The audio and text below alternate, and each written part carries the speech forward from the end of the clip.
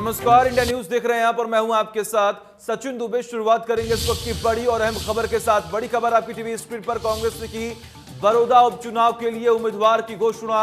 Induraj narwhal होंगे कांग्रेस के उम्मीदवार। कुमारी शैलजा के घर से निकलेंगे नामांकन के लिए, जिला परिषद के घर पहुंचेंगे इंदुराज। बड़ी खबर, अहम जानकारी आपकी टीवी स्क्रीन पर हम आपको बता रहे हैं।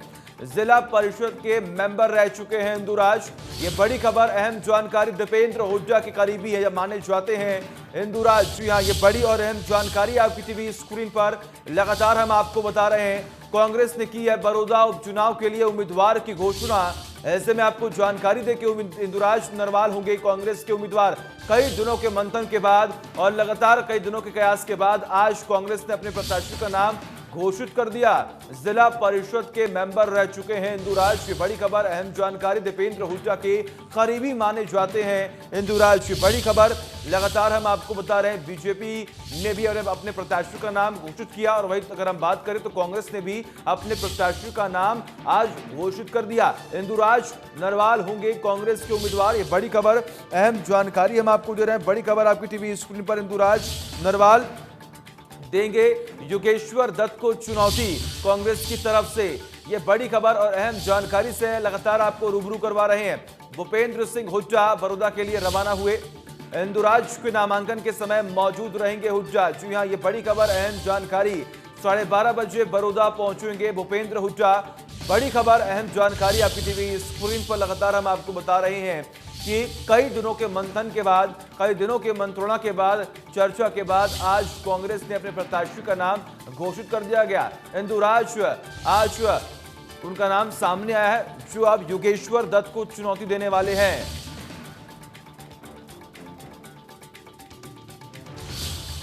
और तमाम जानकारी के लिए हमारे सहयोगी दीपक जुड़े हुए। दीपक, क्या अपडेट सामने आ रहा है? क्या वहां पर हुड्डा उनके साथ मौजूद होंगे? कब तक वहां पर पहुंचने वाले? क्या कुछ तस्वीरें जो हैं अब निकलकर सामने आ रही हैं? जी बिल्कुल, अगर बात करें 12:30 बजे का समय रखा गया, लेकिन तकरीबन 1 बजे होगा जब ये नामांकन होगा, क्योंकि इंदुराज नरवाल की अगर बात की जाए जिसे कांग्रेस का उम्मीदवार बनाया गया है, कांग्रेस का उम्मीदवार जो जिसको लेकर के सबसे बड़ी चुनौती कांग्रेस के सामने थी, लगातार मंथन किया जा रहा था। 9 तारीख से नामांकन का दौर शुरू हुआ था और आज अंतिम दिन जब 16 तारीख को आज 3 बजे तक नामांकन का समय है, तब कांग्रेस पार्टी अपने उम्मीदवार के नाम का ऐलान कर रही है। काफी नामों को लेकर चर्चा की गई। नाम अगर बात की जाए तो कपूर नरवाल जो कि बीजेपी से हैं, उनको कांग्रेस में शामिल करके उम्मीदवार बनाने को लेकर के एक उनका दावा मजबूत रखा गया था पार्टी के सामने। श्री कृष्ण हुड्डा जो कि पूर्व में विधायक थे, उनकी अगर बात करें उनके परिवार की तरफ से भी 2 नाम थे, उनकी पत्नी और बेटे का। दूसरी तरफ अगर बात की जाए तो इंदुराज नरवाल जो है इनका नाम था, और इसको लेकर के जब चर्चा की गई तो आखिरकार देर से ही सही लेकिन पार्टी ने अब इंदुराज नरवाल के नाम पर मोहर लगाई है। उन्हें वो पत्र, जिसे टिकट कहें चुनावी राजनीतिक भाषा में, वो पत्र सौंपा गया है और इसके बाद इंदुराज नरवाल अब से कुछ देर पहले रवाना हुए हैं गोहाना के लिए, क्योंकि बड़ौदा का अगर बात करें नामांकन गोहाना में होगा, तो ऐसे में वहां के लिए रवाना हो चुके हैं। लेकिन तकरीबन 1 से 1.5 घंटा लग जाता है दिल्ली से वहां तक पहुंचने में। तो ऐसे में कहा जा सकता है कि 12:30 से 1 बजे का समय होगा जब इंदुराज नरवाल अपना नामांकन दाखिल करेंगे। सबसे बड़ी बात, अगर बात करें कांग्रेस के तमाम नेताओं को पहुंचने की बात की गई है। भूपेंद्र सिंह हुड्डा जो कि गोहाना के लिए अगर बात करें तो रवाना हो चुके हैं। बड़ौदा के उम्मीदवार के साथ आज नामांकन में दाखिल होंगे, वहां पर शामिल होंगे। अगर बात करें भूपेंद्र सिंह हुड्डा, उनके साथ साथ कुमारी शैलजा, किरण चौधरी, वो भी दिल्ली से रवाना हुए हैं इस नामांकन में शामिल होने के लिए। तो इंदुराज नरवाल जो कि अब से कुछ देर के बाद कांग्रेस उम्मीदवार के तौर पर अपना नामांकन दाखिल करेंगे। बीजेपी से योगेश्वर दत्त जो कि पिछली बार भी उम्मीदवार थे, 4840 वोटों से हारे थे, दूसरे स्थान पर रहे थे। बीजेपी ने योगेश्वर दत्त को। जी बिल्कुल दीपक, आपके पास सीधे रुख करेंगे, लेकिन अभी इस बीच में यह बड़ी और अहम जानकारी सामने आ रही है कि इनेलो ने भी अपने उम्मीदवार की घोषणा कर दी है। जोगिंदर मलिक होंगे इनेलो उम्मीदवार। ये बड़ी खबर, अहम जानकारी आपकी टीवी स्क्रीन पर। जोगिंदर मलिक होंगे इनेलो उम्मीदवार। बड़ी खबर, अहम जानकारी। आज नामांकन का आखिरी दिन है, 3 बजे तक का आखिरी समय निर्धारित किया गया और ऐसे में अगर हम बात करें तो कांग्रेस भी और इनेलो ने भी अब उम्मीदवारों की घोषणा यहां पर कर दी है। जोगिंदर मलिक होंगे उम्मीदवार। बड़ी खबर, अहम जानकारी आपकी टीवी स्क्रीन पर लगातार हम आपको बता रहे हैं और खास तौर पर आपको जानकारी दें कि 2019 में भी जोगिंदर मलिक यहां पर इनेलो से उम्मीदवार थे। बड़ी खबर आपकी टीवी स्क्रीन पर लगातार हम आपको बता रहे हैं, जोगिंदर मलिक होंगे इनेलो से उम्मीदवार। बड़ी और अहम जानकारी, कई दिनों के मंथन के बाद, मंत्रणा के बाद आज इनेलो ने अपने प्रत्याशी का नाम घोषित कर दिया, जिनका नाम है जोगिंदर मलिक, जो 2019 में भी प्रत्याशी थे। बड़ी खबर, अहम जानकारी से आपको रूबरू करवा रहे हैं। बीजेपी, कांग्रेस और अब इनेलो ने भी अपने प्रत्याशियों के नाम घोषित कर दिए गए। अगर हम बात करें तो बीजेपी से योगेश्वर दत्त हैं और अगर हम बात करें तो कांग्रेस से यहां पर इंदुराज नरवाल है और वहीं अगर हम बात करें इनेलो से तो यहां पर जोगिंदर है। तो इन तीनों के बीच में त्रिकोणीय मुकाबला जो है वो खास तौर पर देखने को मिलेगा। लेकिन ऐसे में अगर हम बात करें तो आने वाले समय में आखिर किसको जीत मिलेगी, ये देखने वाला जो समय है वो देखने को मिलेगा। लेकिन ऐसे में जिस तरीके से लगातार कई दिनों के मंथन के बाद और आज आखिरी तारीख है नामांकन की, 3 बजे का आखिरी समय जो है यहाँ पर निर्धारित किया गया है। लेकिन अब सीधे रुक करते हैं हमारे सहयोगी दीपक के पास। दीपक, अब बीजेपी, कांग्रेस और खास तौर पर इनेलो ने भी अपने प्रत्याशियों के नाम घोषित कर दिए गए हैं। त्रिकोणीय मुकाबला देखने को मिलेगा। क्या कुछ आने वाले समय में तस्वीरें देखने को मिलेंगी?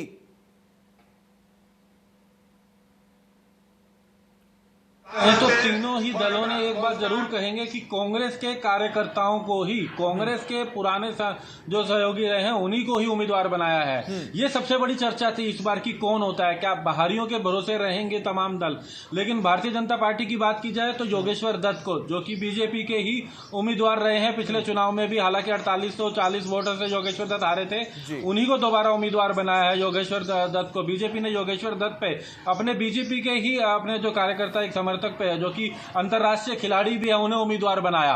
कांग्रेस की बात की जाए तो इंदुराज नरवाल को अपना उम्मीदवार बनाया। हालांकि कपूर नरवाल का नाम भी दौड़ में काफी आगे था, लेकिन क्योंकि वो बीजेपी से जुड़े रहे हैं उनको कांग्रेस में शामिल कराना पड़ता, कई ऐसे विरोध रहे, जिसके बाद इंदुराज नरवाल का नाम फाइनल किया गया, जो कांग्रेस के ही समर्थक दीपेंद्र हुड्डा के सबसे बड़े समर्थक कहे जाते हैं। इंदुराज नरवाल को उम्मीदवार बनाया गया है कांग्रेस पार्टी के द्वारा। इंडियन नेशनल लोकदल की बात की जाए तो उनके द्वारा भी जोगिंदर मलिक, ये भी इनेलो के ही, पिछली बार भी इन्होंने चुनाव लड़ा था इनेलो की टिकट पे और इनेलो के मजबूत समर्थक रहे हैं। तो तीनों दलों ने सबसे पहले तो अपने मजबूत समर्थक को, अपने कार्यकर्ता को ही टिकट दी है।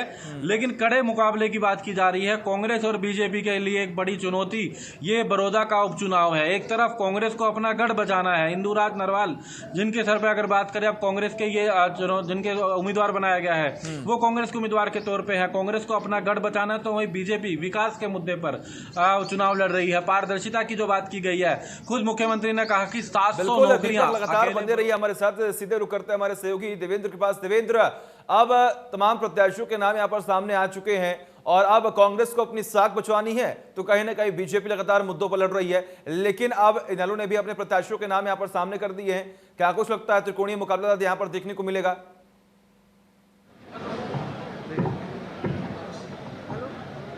बहुत ही सम्मान के योग आज हमारे बीच में पहुंचे केंद्रीय मंत्री। तो लगातार तस्वीरें जो हैं वो हम आपको दिखा रहे थे, आखिर किस तरीके से यहाँ पर रणनीति बनाई जा रही है। और लगातार बड़ौदा सीट जो है वो अपने आप में बेहद महत्वपूर्ण भी है, क्योंकि लगातार वहां पर कांग्रेस से ही जीत हासिल करती आई है।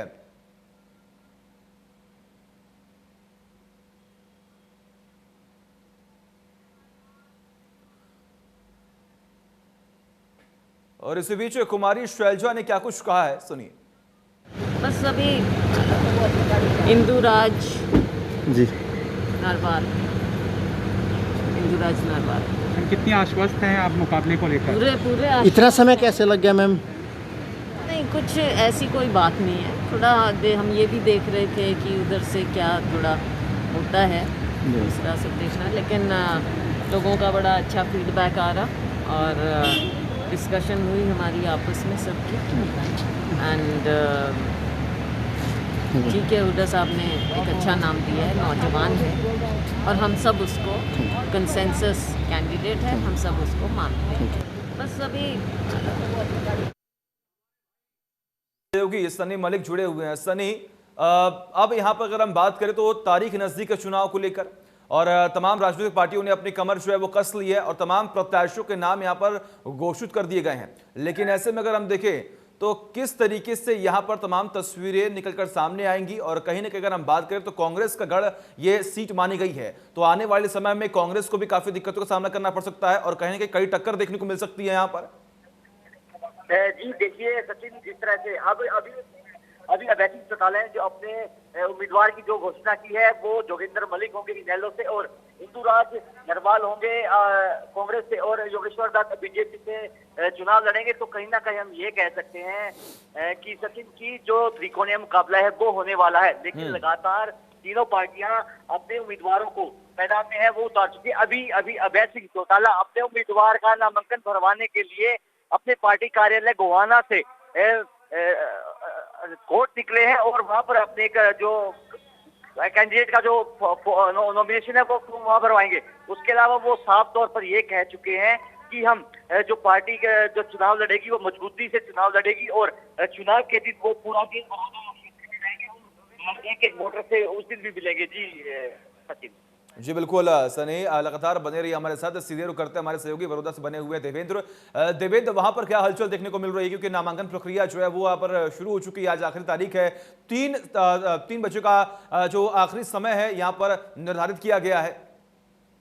आदर व सम्मान के योग आज इस जो बड़ौदा का चुनाव है उसमें भाई योगेश्वर दत्त के नॉमिनेशन पर पहुंचे हमारे बहुत ही आदरणीय, बहुत ही माननीय पूर्व केंद्रीय मंत्री श्री संजीव बालियान जी, भारतीय जनता पार्टी के बहुत ही लोकप्रिय, बहुत ही जुझारू, बहुत ही जो किसानों के हित में दिन रात लड़ाई लड़ने वाले ऐसे हमारे प्रदेश के प्रदेश अध्यक्ष आदरणीय ओम प्रकाश धनखड़ जी, और हमारे बहुत ही आदरणीय जो पूर्व में अध्यक्ष रहे और पूर्व मंत्री हमारे आदरणीय शर्मा जी।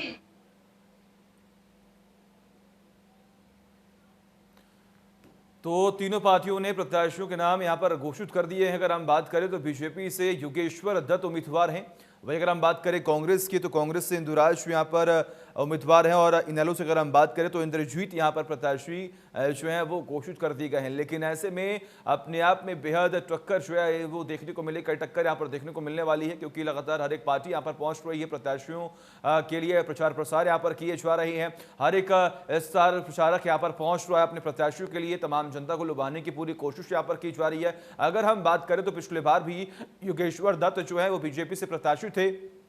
अगर हम बात करें इंद्रजीत की तो वो भी यहाँ पर पिछली बार 2019 में जब चुनाव हुए तो उस वक्त भी ये प्रत्याशी थे। और ऐसे में अगर हम बात करें तो जो भी स्वर्गीय कृष्ण हुड्डा जिनकी मृत्यु के बाद यहाँ पर उपचुनाव हो रहे हैं, उनकी पत्नी और बेटे को भी लेकर तमाम तैयारियां हो रही थी।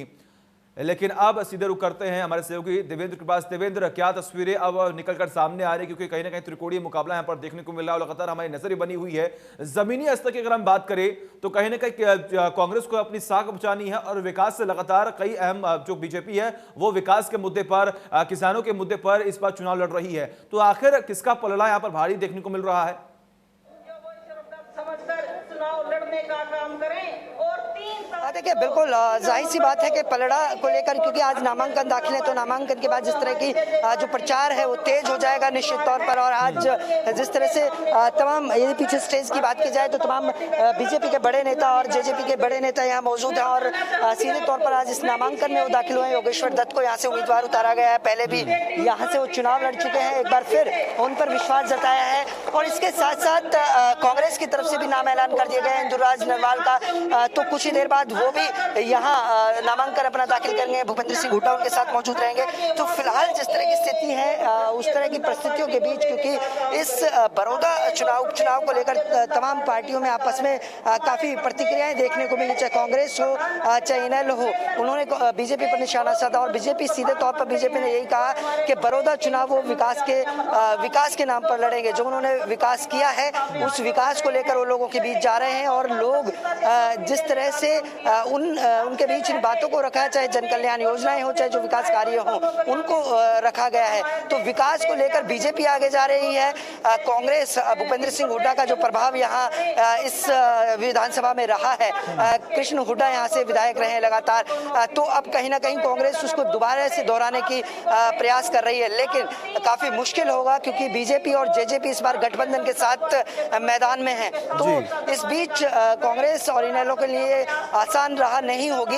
इसके साथ साथ क्योंकि पिछली दफा जिस तरह से जो बीजेपी है, बीजेपी की तरफ से यही कहा गया कि यहाँ विकास कार्य नहीं कराए गए और उन मांगों को जो लोग यहाँ मांग रखे हुए थे, उन मांगों को पूरा नहीं किया गया था, लेकिन बीजेपी ने उन समस्याओं को समझा, उन मांगों को पूरा करने का प्रयास किया।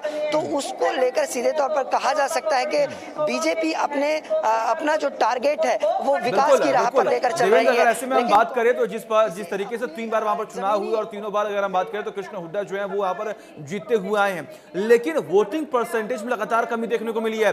क्या ये साफ तौर पर दर्शा रहा है कि जनता के बीच में कहीं ना कहीं कांग्रेस को लेकर गुस्सा है, क्योंकि कहीं ना कहीं वोटिंग परसेंटेज जो है लगातार कम होते हुए दिखाई दिए?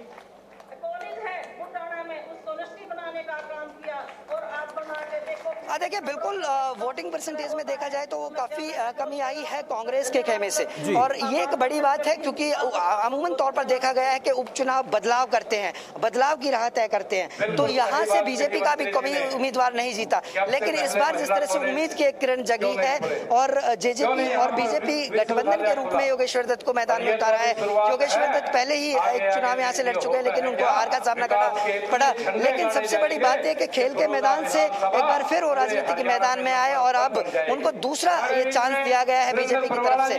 तो कहीं ना कहीं प्रयास यही है, क्योंकि बीजेपी की तरफ से स्टार प्रचारकों की लिस्ट जारी की गई, तमाम मंच पे बड़े वो नेता बैठे हैं जो लगातार यहाँ प्रचार करते रहे, लोगों के बीच रहे, और सबसे बड़ी बात यह है कि योगेश्वर दत्त हार के बाद भी यहाँ लोगों के बीच रहे। तो कहीं ना कहीं ये एक पॉजिटिव पॉइंट है योगेश्वर दत्त के लिए। और बिल्कुल देवेंद्र, मैं चाहूंगा कि आप वहां पर मौजूद हैं, किसी बड़े दिग्गज नेता को पकड़िए, उनसे बातचीत करने की पूरी कोशिश कीजिए, लेकिन इसी बीच में वक्त है इस वक्त की अहम सुर्खियों का। पहले सुर्खियों पर रखते हैं नजर।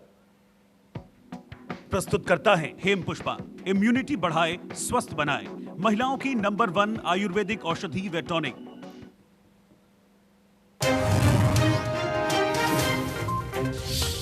कांग्रेस ने की बड़ौदा उपचुनाव के लिए उम्मीदवारों की घोषणा। इंदुराज नरवाल लड़ेंगे उपचुनाव। कुमारी शैलजा के घर से नामांकन भरने के निकली इंदुराज।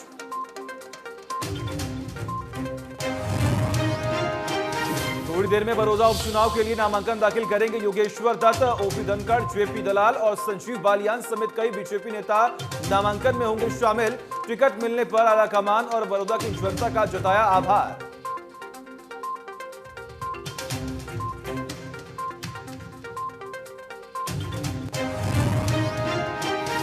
देश में कोरोना के 24 घंटे में मिले 7,419 नए केस, 835 की हुई मौत। कुल मरीजों का आंकड़ा हुआ 73 लाख के पार। एक्टिव केस 8 लाख से अधिक।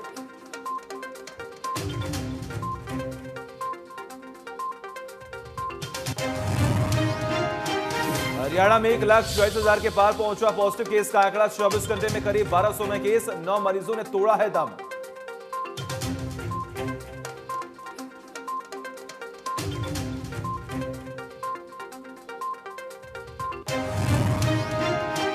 और सीधे रुक करते हैं बड़ौदा, जहां पर हमारे सहयोगी लगातार देवेंद्र बने हुए हैं और अपने आप में बेहद दिलचस्प तस्वीरें जो है वो देखने को मिल रही है, क्योंकि नामांकन की प्रक्रिया जो है आज लगातार देखने को मिलेगी। आज आखिरी दिन है और 3 बजे का समय जो है निर्धारित यहाँ पर किया गया है और अपने आप में जिस तरीके से प्रत्याशियों के नाम यहाँ पर घोषित किए गए हैं। सीधे रुक करते हैं हमारे सहयोगी देवेंद्र के पास। देवेंद्र, मैं चाहूंगा कि आप किसी नेता के पास जाएं, उनसे बातचीत करें और कि आखिर वहां पर किस तरीके से रणनीति बनाई जा रही है, मैं चाहूंगा। लेकिन इसी बीच में अगर हम बात करें तो कहीं ना कहीं त्रिकोणीय मुकाबला यहाँ पर देखने को मिला, जिस तरीके से आपने जिक्र किया कि विकास के मुद्दे पर और कहीं ना कहीं कांग्रेस अपनी साख को बचाने में जुटी हुई है। लेकिन अगर हम खास तौर पर बात करें तो यहाँ पर इंदुराज नरवाल कांग्रेस के उम्मीदवार हैं और खबर यह सामने आ रही थी कि पूर्व मुख्यमंत्री के तमाम जो उनके गुट के विधायक है वो भी लगातार इनका विरोध कर रहे थे। इतने विरोध के बावजूद अगर इनका नाम सामने आया तो कहीं ना कहीं आने वाले समय में कांग्रेस को भी दिक्कतों का सामना करना पड़ सकता है।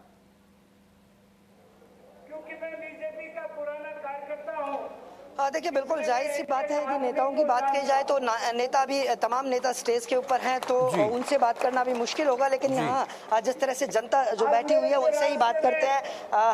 कहूँ जी, किस तरह से इस बार चुनाव रहने वाला है? चुनाव एक तरफा भैया, एक तरफा चुनाव है बिल्कुल। बीजेपी का एक तरफा क्यों? एक तरफा क्यों? एक तरफा कांग्रेस को कैंडिडेट नहीं मिल रहा। इंदुराज नरवाल कर दिया, वो उसको जानता कोई नहीं है, यहाँ उसकी जानकारी बहुत कम है और फिर काम इतने कर दिए बड़ौदा हल्के में इसका बीजेपी ने। चुनाव एक तरफा होगा। तो किस तरह से देखते हैं इस बार का चुनाव किस तरह से देखते हैं? हर बार उतार लीजिए एक बार, किस तरह से देखते हैं चुनाव? हर बार यहाँ कांग्रेस का विधायक रहा है। कोई कांग्रेस का नहीं बनेगा, एक का योगेश्वर दत्त बनेगा, एक का माहौल ज्यादा बढ़िया है। ठीक है, काम भी ठीक लग रहे ठीक होना। आप पहलवानी कर रहे हैं, खेल के मैदान से योगेश्वर दत्त आए हैं, किस तरह से देखते हैं? क्या युवा साथ? हाँ, सारे पहलवान के साथ हैं क्योंकि पहलवान मेहनती है, उसने देश का मान सम्मान बढ़ाया है, इसलिए पहलवान जी की।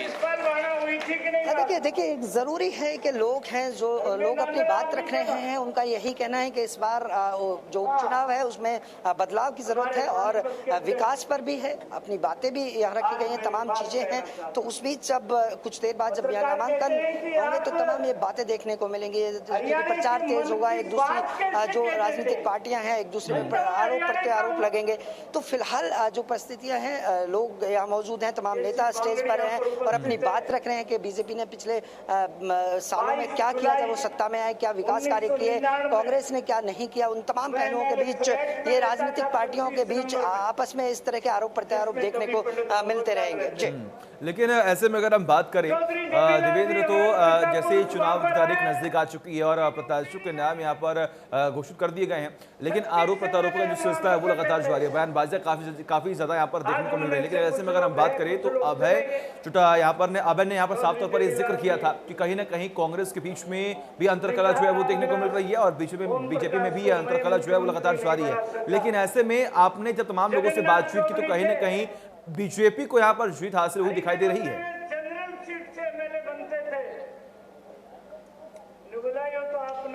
देखिए उम्मीद पर तमाम पार्टियां अपने निर्भर हैं और उसी उम्मीद के साथ मैदान में है। कांग्रेस अपना दावा कर रही है कि उनका उम्मीदवार जीत कर आएगा, बीजेपी अपना दावा कर रही है कि हमने यहाँ विकास कार्य किए, यहाँ जो काम नहीं हो पा रहे थे हमने वो किए, उस आधार पर जनता हमें पाएगी।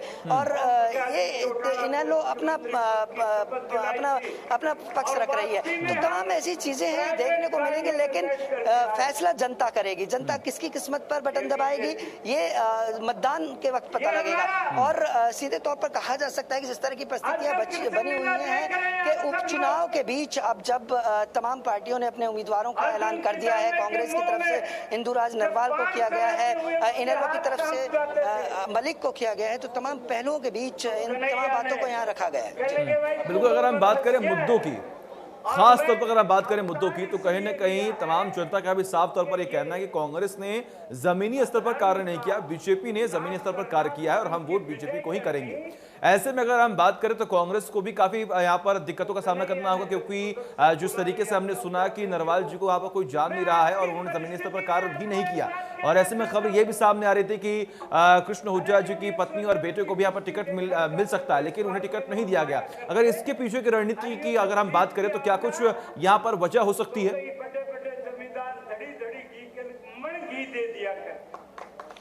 देखिए बिल्कुल जाहिर सी बात है कि कांग्रेस की तरफ से जिस तरह से इंदुराज नरवाल को नाम का ऐलान किया गया, तो उस बीच एक यहाँ कृष्ण हुड्डा के परिवार से भी किसी को टिकट मिले इस तरह की उम्मीद लगा के यहाँ के लोग बैठे थे, लेकिन ऐसा नहीं हुआ, उसके विपरीत चीजें हुई। और बीजेपी अपना जिस तरह से दावा कर रही है, तो चुनाव चुनौतियां भरा है क्योंकि कांग्रेस के सामने भी तमाम चुनौतियां हैं, क्योंकि भूपेंद्र सिंह हुड्डा विपक्ष में रहकर काम करें और जनता के बीच आए, अपनी बात रखें। उन्होंने, क्योंकि कांग्रेस को यहाँ ये दिखाना होगा कि उन्होंने अपने राज्य में कितने काम किए उसको लेकर आ रही है, लेकिन कांग्रेस बीजेपी इस बात को लेकर आ रही है कि उन्होंने इन सालों में कितना काम किया। तो दोनों में अंतर है और इस अंतर का सीधे तौर पर कहा जा सकता है कि उपचुनाव में निश्चित तौर पर जो सत्तारूढ़ पार्टी है उनको कहीं ना कहीं इस चीज का फायदा मिलता है, इस चीज की लोगों के जहन में एक सकारात्मक पहलू उभरता है कि सत्ता में है पार्टी और जो विकास कार्य किए गए हैं, जो वादे किए गए हैं वो वादे। बिल्कुल देवेंद्र, लगातार बने रहिए हमारे साथ।